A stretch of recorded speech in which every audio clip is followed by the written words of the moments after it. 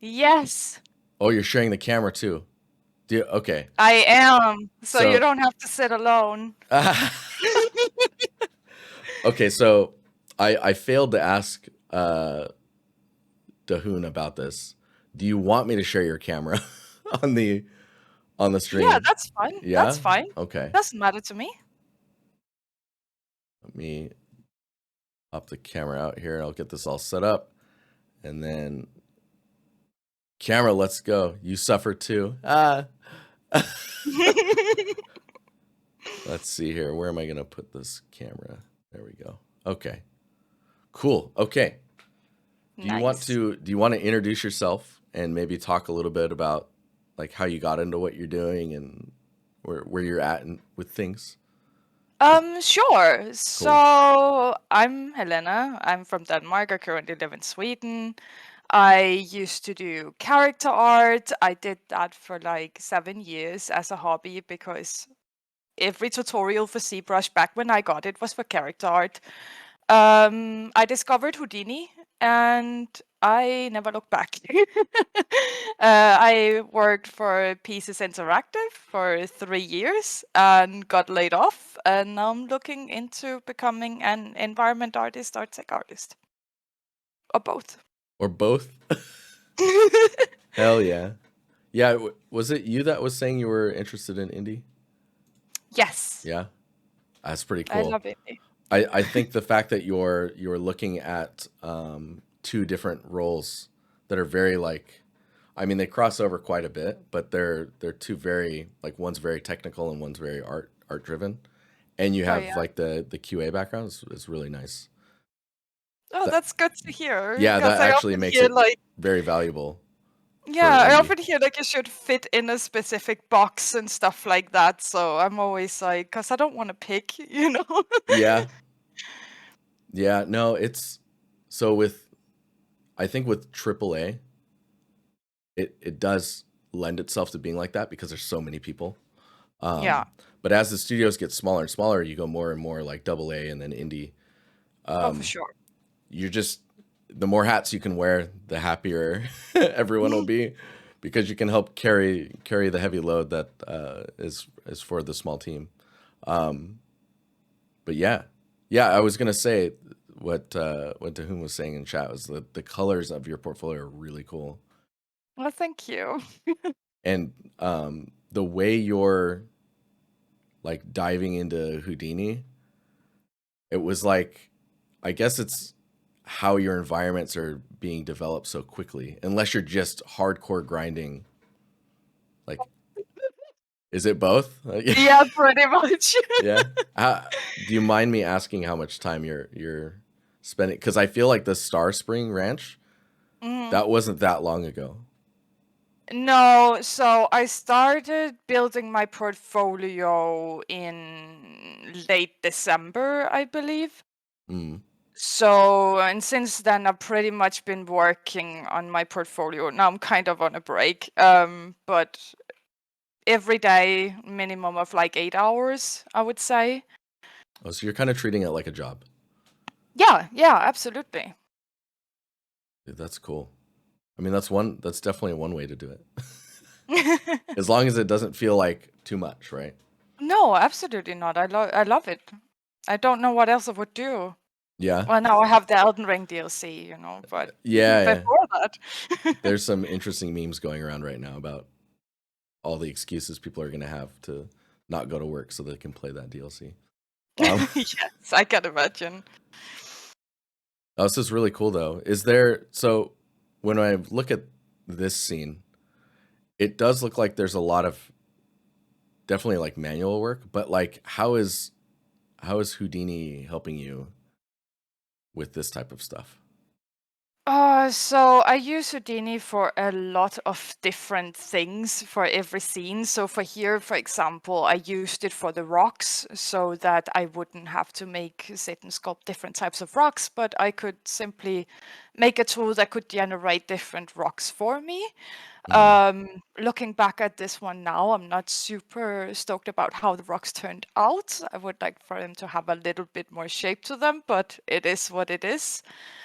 Yeah, the bridge itself that goes to the house is made in Yeah. Houdini as well, because I was kind of trying to think of it as if it was in like game development, right? And the art director's like, oh, we want Mm, the river to be moved, or we want it to be wider, or something like that. And then, okay, how could I make something where you wouldn't have to like redo the bridge entirely every time? So right. Yeah, if you needed to adjust stuff or like make it longer or shorter, that you had that freedom. exactly. Oh, this is really cool. Oh yeah, and okay, so you built a Yes, IV tool as well. I I'm like, what would I call this? And it's just literally written in the bottom right corner. did. Like that's really cool. Oh yeah, and you're okay, and you're breaking down the bridge. This is great that you're showing it being broken down. And I love the there's a certain aesthetic that you're doing with your whole portfolio that you're actually carrying over into your videos as well. Like not only is it the art, but somehow you've made it I mean, I can tell that it's blurred, like a directional blur outwards Mhm.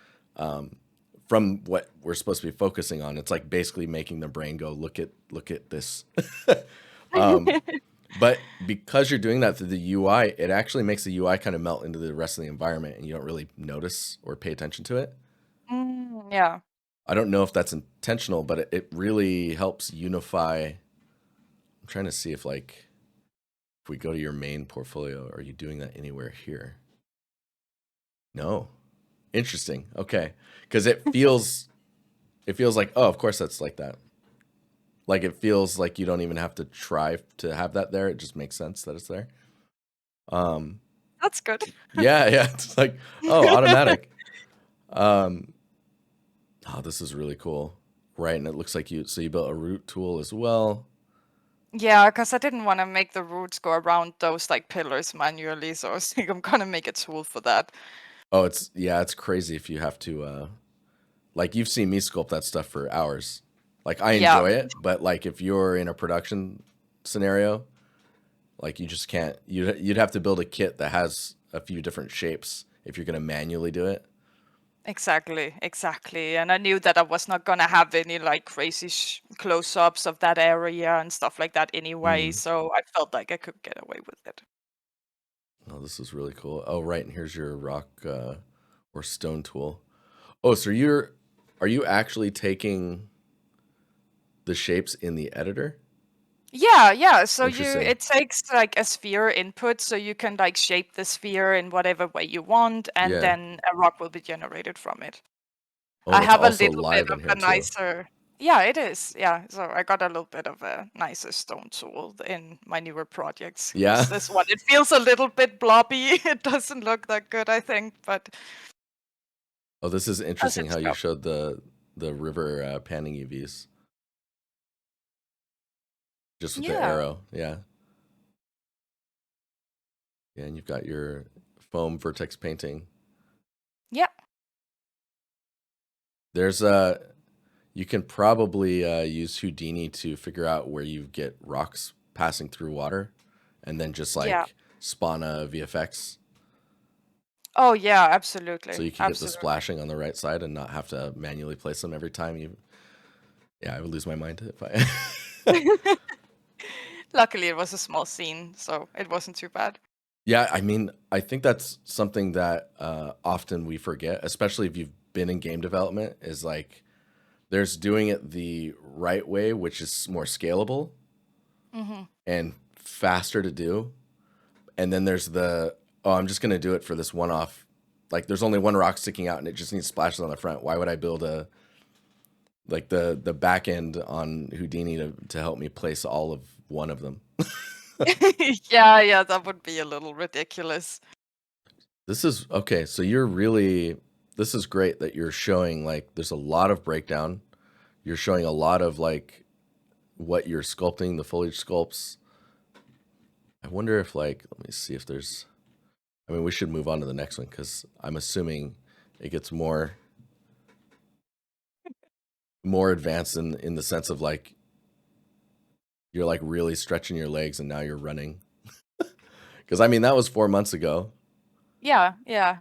and then your rainforest scene. is 2 months ago. So you're moving at like lightning mode, if you want to say it like that. The grind. Yes, mortal and pestle.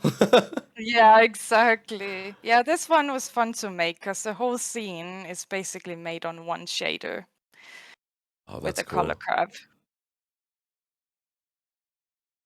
You're even pushing some animation stuff in here.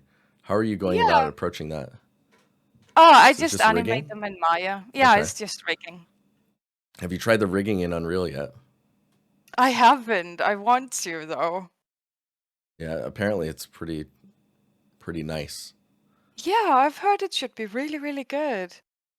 I'm looking forward to trying it out at some point. I could come up with more funny animals to rig. Yeah.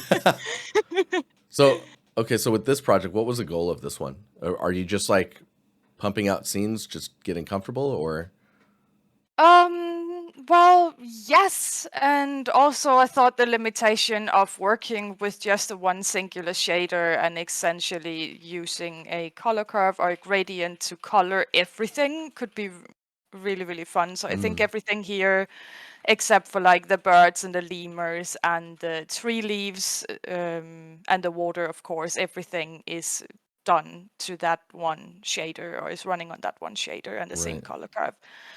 And then it's essentially the shader that also runs like the differences in color based on where they're placed and stuff like that.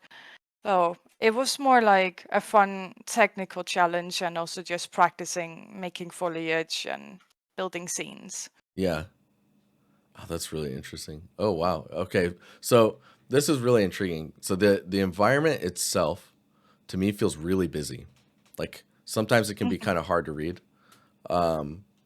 But Yeah, when I see the assets and the foliage independently, they're very simple or clean. yeah, So I'm trying to figure out what do you think it's because of the curves? Like because you're like the height difference could change the color of a plant ever so slightly versus like if they were on a more level ground. Because right here, it's really like there's a lot going on, yeah. and it's like trying to figure out how to balance the busyness, which I think Mm, is the thing I've been seeing that you're battling in every scene that you have is like you're able to get a bunch of content out and all of the content looks really good, and then it's more about like trying to figure out how to balance the shot so it's not like blah. yeah, yeah. I think I definitely have a weakness for trying to cram as much in a scene as possible and try Mm. to make sure that it's interesting to the point where it might get a little bit too busy. Yeah, how have you been fighting that currently? Like what's your or do you notice it afterwards and then you're like, "Oh, I need to need to scale back." I notice it afterwards mainly, especially because this scene I built all the assets before I built the scene. Oh, So I interesting. essentially had like a little plane inside of Unreal where I was putting like my assets on and stuff to make sure that all of it would fit and look coherent. And then I made the scene afterwards. Mm, So I think it was, was the building the scene and trying to get the composition going and everything that it just became a little bit too busy. And I have tried to scale that down and kind of correct that in my newer projects. So mm. hopefully it gets better from here on. I mean, it's just something to notice and then react to. It's not like oh man, this one specifically looks really nice. There's some really nice breakup that you're getting with just how things move or like the finer details. Hmm. There's a technical understanding that you're really touching on that you don't actually see very much of in portfolios. So it's really nice. But yeah, I was gonna say that um, the thing that I was pointing out with busyness in the scene, it's just a matter of balancing that. Like it's one of those core skill sets. Like now tools are starting to get to the point where they're not really in our way. Yeah. And you've got people that couldn't do 3D a few months ago are now building scenes and the things that they're actually having to fight with is just like core fundamentals of like composition and like areas of rest versus high frequency detail and lighting and composition. Yeah, Oh, for sure, for sure. man, this is really cool to see. Well, thank you. So, what would you do if you didn't have Houdini? Uh, Probably Is use blenders. Is it yeah? geometry nodes they're called? I've been wanting Mm. to get into like Unreal's PCG. Is that what it's called? Yes. Um, I haven't had a chance to yet. I have a hard time letting go of Houdini. I Yeah. love using it for No, that's absolutely fine. everything. I So, mean, the main reason I mention it is like just out of curiosity, like how you, because I imagine by using Houdini, you've learned a lot of ways of doing things from a technical standpoint that actually go beyond Houdini. Like you can now oh yeah. problem solve somewhere else. Like you were saying, you have the geometry nodes in Blender. You have Hmm. PCG and Unreal. You have the geometry tools in Unreal now as well. Yeah, that's true. That's true. They have like a, I forget what it's called, but it's like a way of packaging a small operation of like geometry nodes saved as like a single click button. So you could click like a rock, press a button, and it'll place snow on top of it. Oh Geometry yeah, script, yeah. yes. Yes, yeah, yeah. That stuff, there's a market there that no one's really touching yet, other than the people who are building it.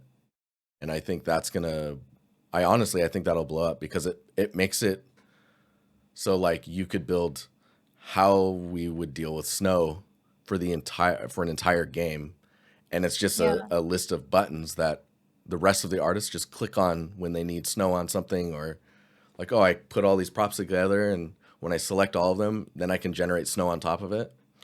Oh yeah, That's I actually made a tool like that in Houdini. yeah.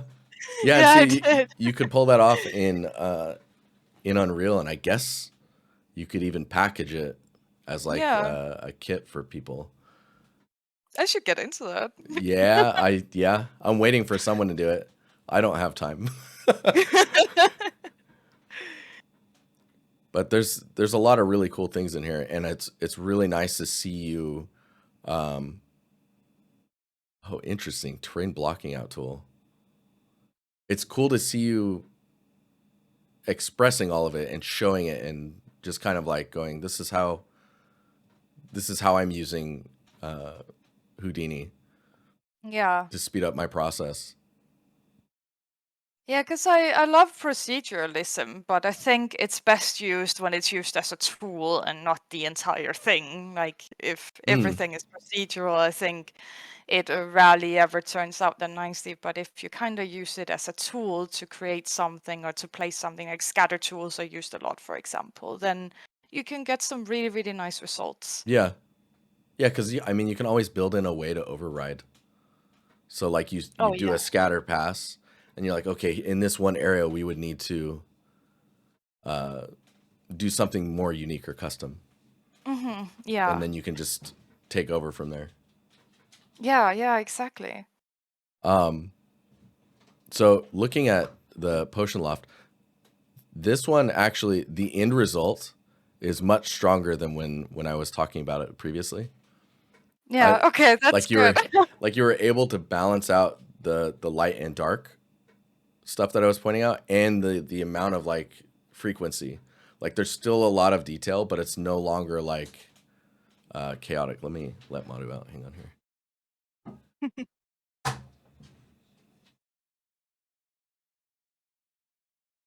He's scratching the door. He wanted in, Oh. and then Maddie let him in, and then it's like, no, I want back out. He's boring. Oh. Uh, but yeah, I mean, I think that it looks really good. There's really interesting stuff going on. Lots of storytelling. You were able to balance the amount of detail you like to add while Yeah. also keeping it keeping it under control. Yeah, it took a few iterations, but I think I got there in the end. What was the, I guess, what was the thing that what was the plan for this scene?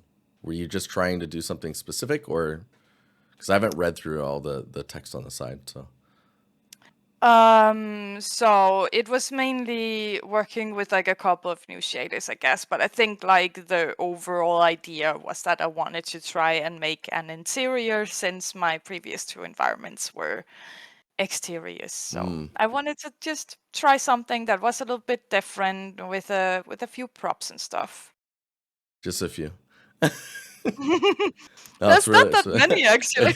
yeah, you're doing a really good job of reuse, where like the assets look different, but they're actually just the same with a shader adjustment, or the Yeah. shader itself is just built to support like multi reuse. Yeah, this is really cool.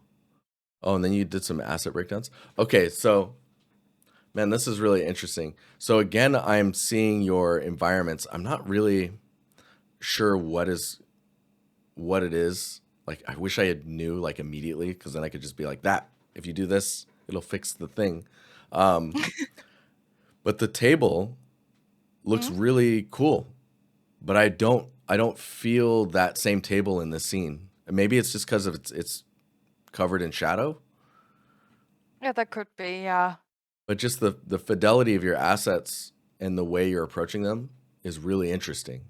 And I think maybe it's the lighting, or something is making it so you're not actually seeing as much as you're putting into the assets, or you're losing a bit of the like surface definition. Okay, yeah. Yeah, I can see that. Oh my god, this is cool. The little cat, whatever that is. What is that? A pot, A yeah. pot with the ears? Yeah. No, that's great. There's a lot of character in the stuff that you're putting together, which is really cool. I don't know how much of that's translating over from your character work, but you're putting a lot of stories or character into the assets that you're putting together. Glad that that shows. Yeah. And then this looks like there's some glass stuff you're doing where you've got like almost looks like a universe in a bottle. Mhm. Where was that at? This like bright orangish red one in the bottom right. Is that just Oh, like a yeah. texture inside? Or how are Oh, you approaching that? it's supposed to be like fire, so it, like, heats the cauldron on top, and that's how they, Oh like, my made the god, I see it now. potions. No, it feels like a Yeah. universe to me. Yeah, no, it's just Or like a like nebula captured in the. yeah, no, it's just 2 planes with, panning textures on them, kind of making it look like fire. Man, I see it now. So it's being blocked a little bit by this plant, so I didn't see the bottom part of this. Oh, okay, yeah. Oh man, what are Yeah, they I can saying in see that. chat? They're tagging me a bunch. Did I say something wrong?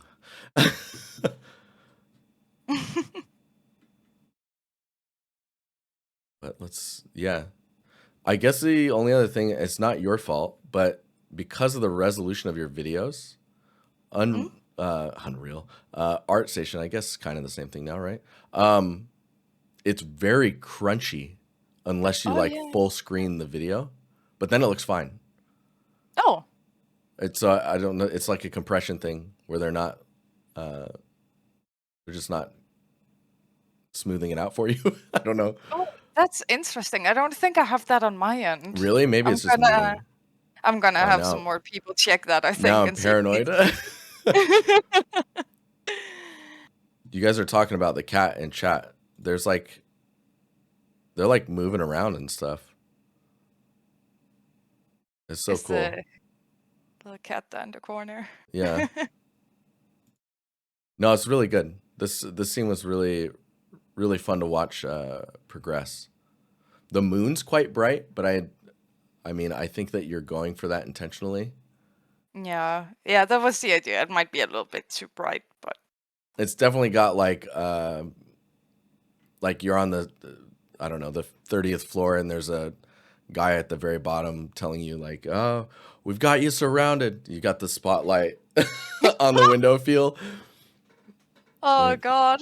So Five stars. it's a little, yes, it's a little strong on the curtain, but it's still cool. I could see that. I could see that. I could have toned Yeah. down that a little bit.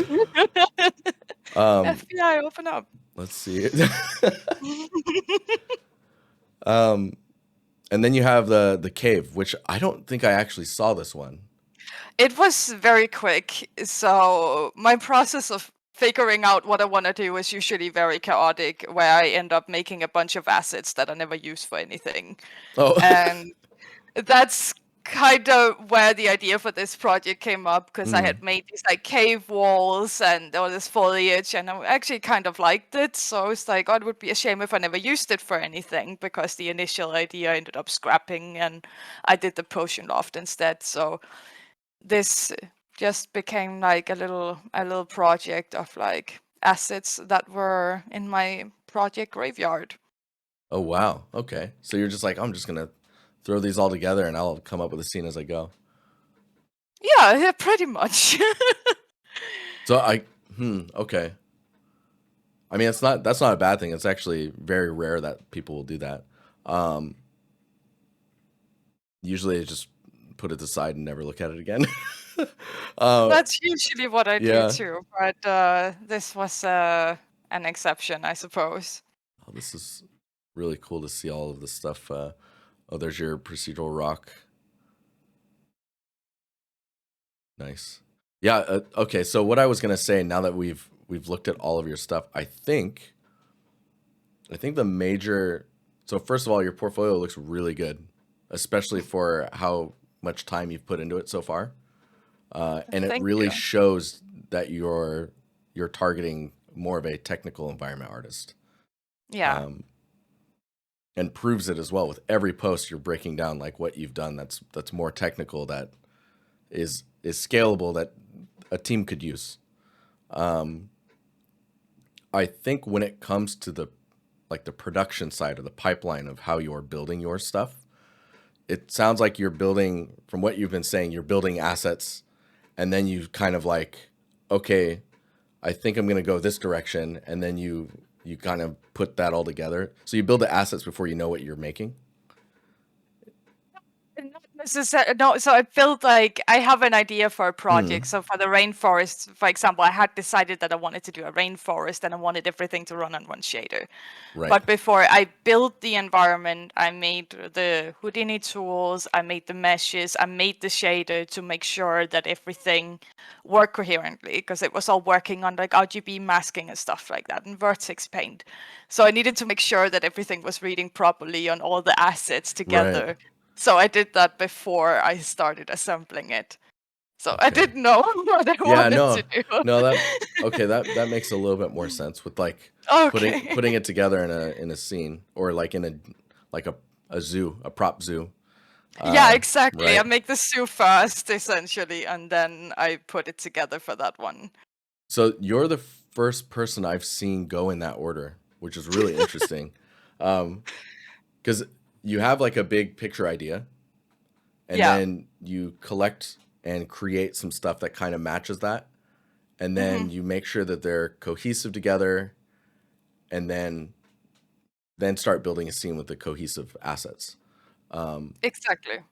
Yeah. Have you That's what I did for the rainforest, at least. Yeah. have you tried going the I mean, maybe the Star Spring Ranch was in that direction, where you go like you do block out, and then Yeah. you detail from there. So that Yeah. way, I mean, Yeah. if it's Both the working for ranch you, and the yeah, both the ranch and the potion loft was made like with like block out and the normal way, essentially, right? and not the acid soup first and Yeah. environment I last. mean, there.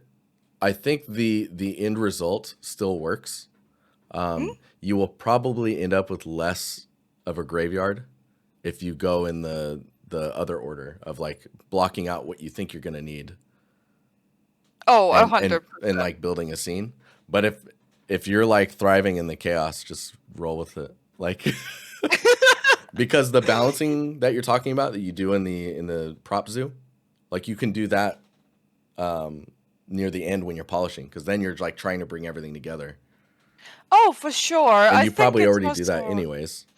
yeah, yeah, 100%. I think it's also because like I'm still pretty new to environment art. So for me, it's also a way to kind of just experiment in between projects where I try to do something where I don't pressure myself to like, oh, it has to be a finished project or it has to go on my portfolio, but it's just for learning to make like a foliage kit of something or different types of little props and stuff like that. Mm, So it's there's less pressure on it that way, and I can just take time to like practice doing something rather than focusing on like, oh, this has to go in an environment. right.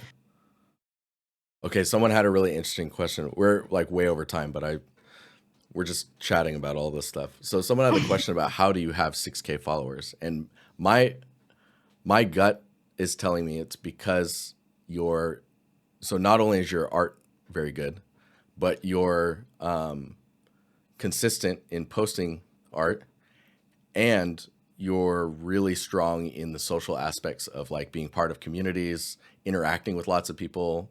Your social media presence is high. So by nature of that, people will follow just to keep tabs on like what you're up to. Another part of it is also my free base meshes on my store from when I did Uh, character art. That oh, helped a lot. oh, really? Interesting. Yeah, and blog posts. Those things do a lot. Yeah, so you basically you get your name out there and you're helping everyone with resources and whatnot.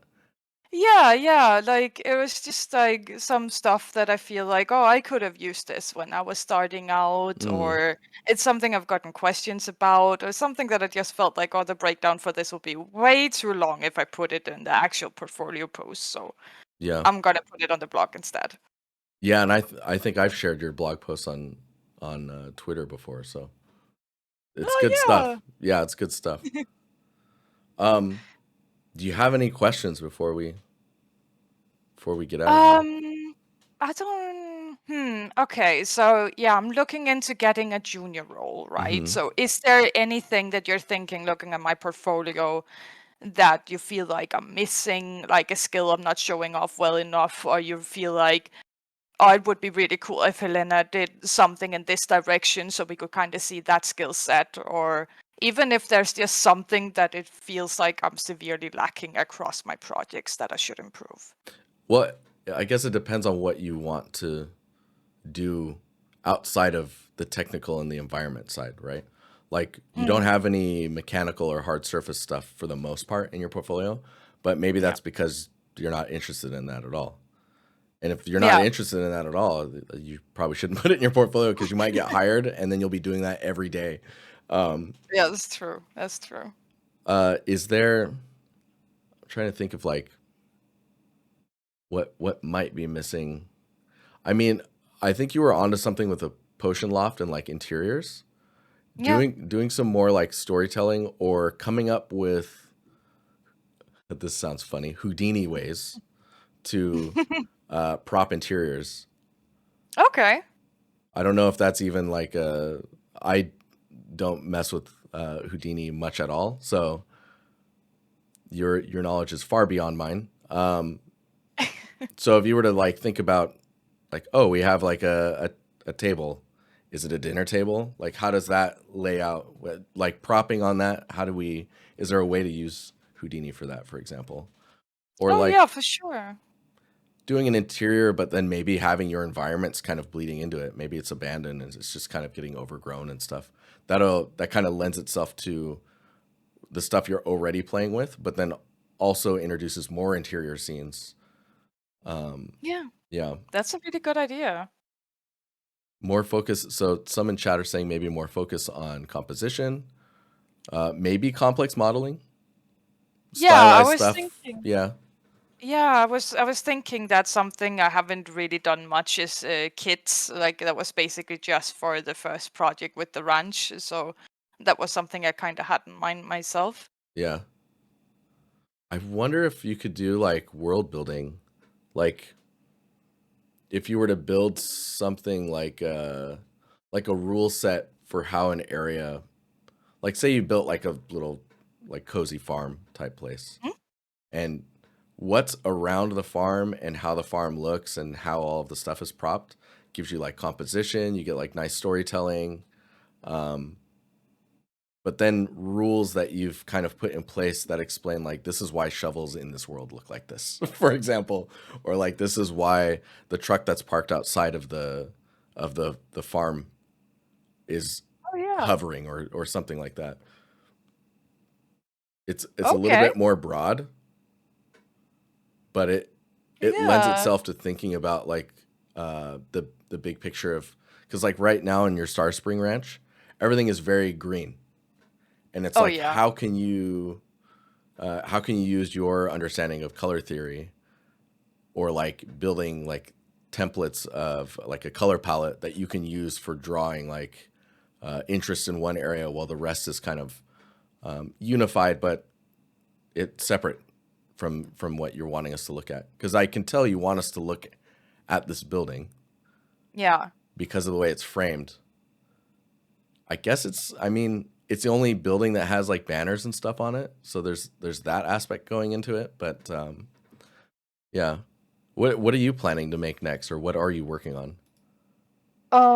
So I don't have anything set in stone right now, but I was thinking of because I have made these like probably like 5 different house building tools in Houdini that I've never posted anywhere.